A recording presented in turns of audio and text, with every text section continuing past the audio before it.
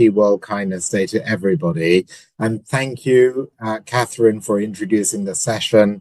Thank you, Rachel, for the very generous introduction. And thank you, Deborah, for a really inspiring presentation and account just now. It really was an inspiring set of words.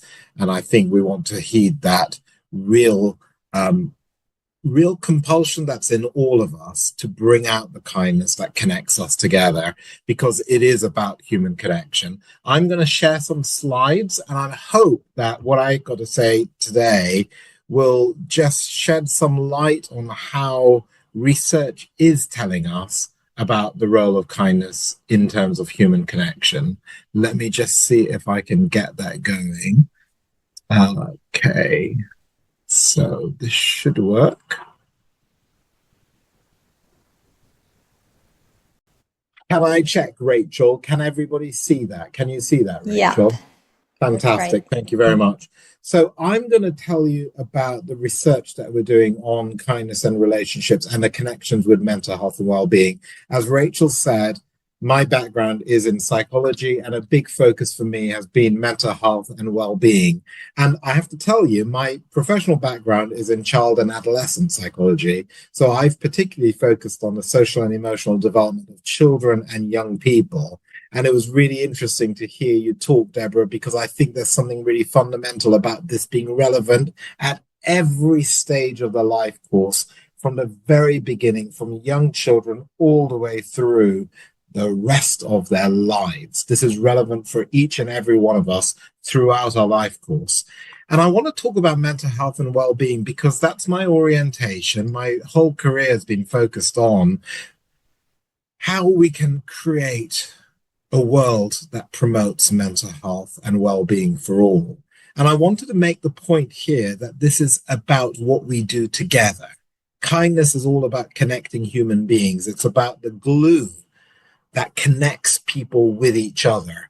And this is absolutely fundamental to mental health and well-being. Social relationships are the foundation. And I wanted to remind you all how easy it is for us to lose sight of them, because in quite a strange way, it's very, very easy to think about mental health and well-being as if it's a property of an individual, as if it's a quality of one person, as if it resides inside a person's head. It's very easy for us to start talking about mental health and well-being as if it's just about individuals who've got issues. Which person has got a mental health difficulty? What are we going to do about that person? How can we fix that person? Well, what we know from decades and decades of research in psychology is that it's not just about what's inside one individual's head. The unit of analysis shouldn't be the person. It's the person embedded in the network of relationships. Relationships are what matters.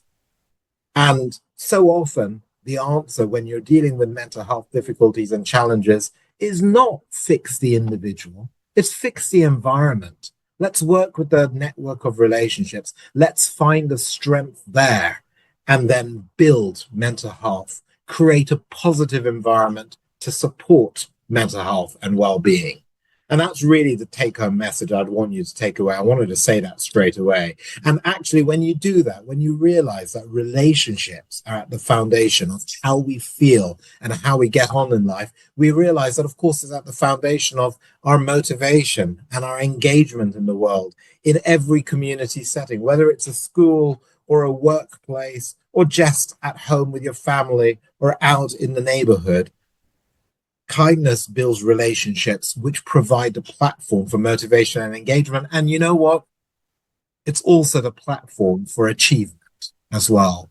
So please don't let anyone tell you that you've got to make a choice between either focusing on kindness and relationships and well-being or focusing on productivity and achievement and performance, because that is completely false. The two go together.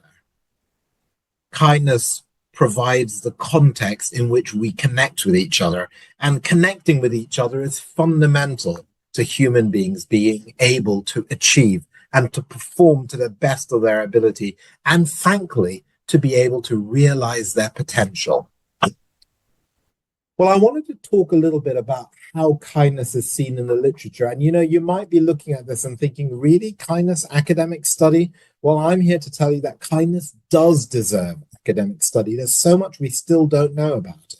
But actually, what we are learning from the research literature on kindness is that it's fundamentally important because it's not just about the behavior, it's not just about doing something, it's about the intentional orientation that is there. What are we trying to achieve?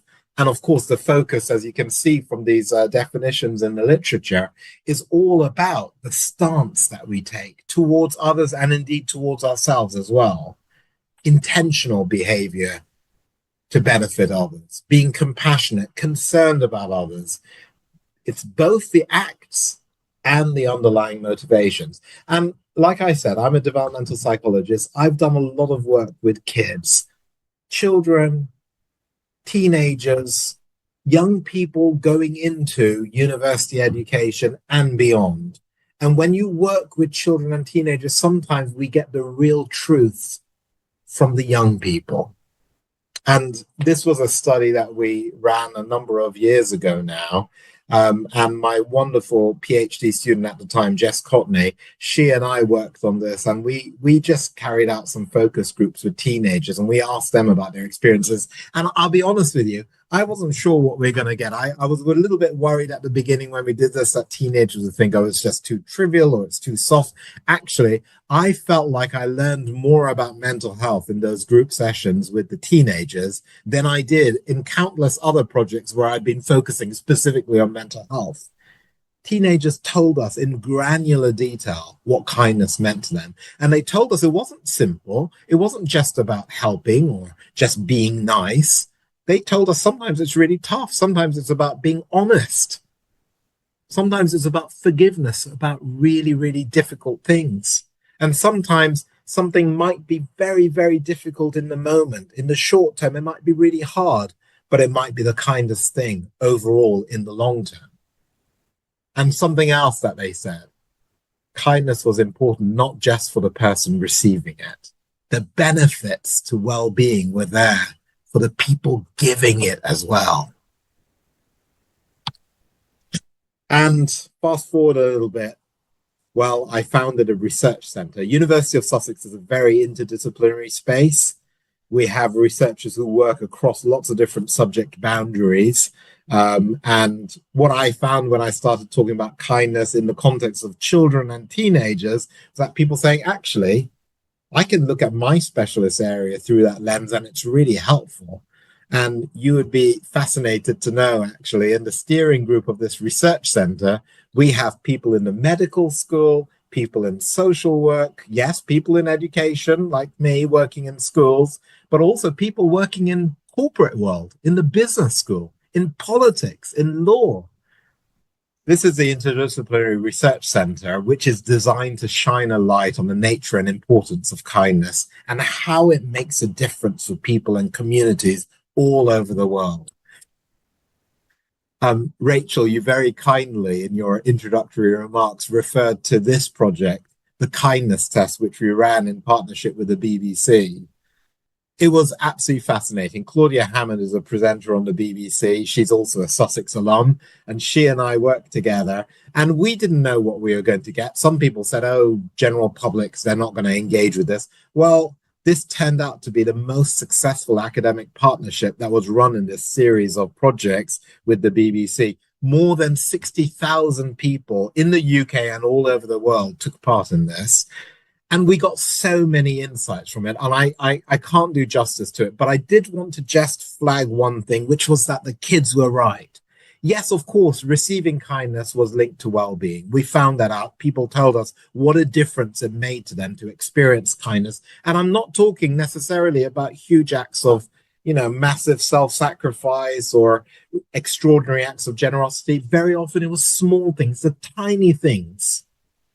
The tiny things made a difference. Sometimes just a smile makes a difference. But you know what? The kids were right. it wasn't just about receiving acts of kindness, it was also giving acts of kindness. We found in our research, giving acts of kindness was independently associated with higher levels of well-being. And I'm going to add one more important dimension. It's this one, seeing kindness. I'm going to use another word, noticing kindness. That was independently associated with well-being over and above receiving and giving kindness. And I think it's so important for us to remember, because actually that's something every one of us can do, even if we're on our own.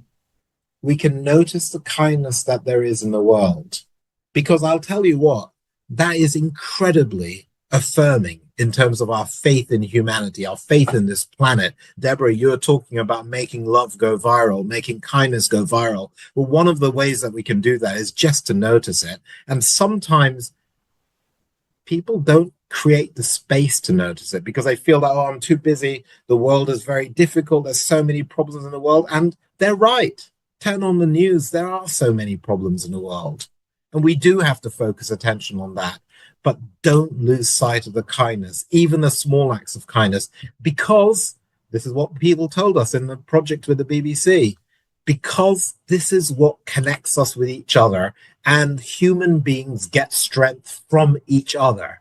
Bringing people together is fundamental. And what we found about kindness in that kindness test project with the BBC, with all those tens of thousands of people sharing their experiences, was that kindness connects people. And I just wanted to give you one example. I don't have time to go into it in detail, but one example, going back right back to my roots in my professional background. I'm doing a big project at the moment relating to government policy in the UK, focused on creating a whole school and college approach to mental health. Probably it's the same in many, many different countries. In the UK, we've been seeing a rising prevalence of mental health difficulties in children and young people in schools and colleges.